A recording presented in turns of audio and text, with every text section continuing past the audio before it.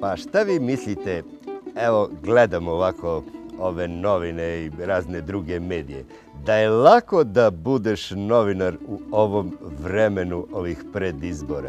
Pa Bože skloni i sačuvaj, ne dao ti Bog time da se baviš. Pa šta vi mislite, to je lako? Pa di je lako? Pa pazi sad, ti moraš, ako si novinar, da pišeš, da slikaš, da govoriš, razumeš? Sve ono što ti drugi serviradu. Bože skloni, a to što ti oni serviradu, pa to ne bi ni kućni ljubimci mogli da se žvaću. A te kućne ljubimce mora da naraniš, jel tako? Pa zato jer ovi njima trebadu. I šta sad ti možeš ako si novinar? Moraš malko da promeniš to jelo, razumeš?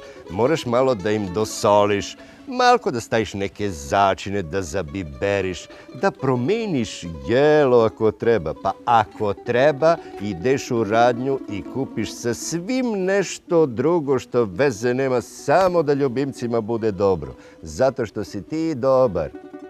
I onda neko kaže da ti mediji, ti novinari nisu objektivni, da su zavisni, da menjaju to što je servirano.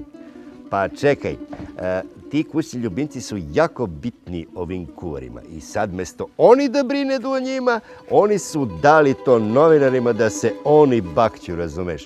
Pa kako onda mogu da rade ono što treba da radi i da pišu to što treba da pišu i da slikaju i tako dalje i tako dalje? Pa ne može. Napadate medije. Pa to nije lepo da vam kažem.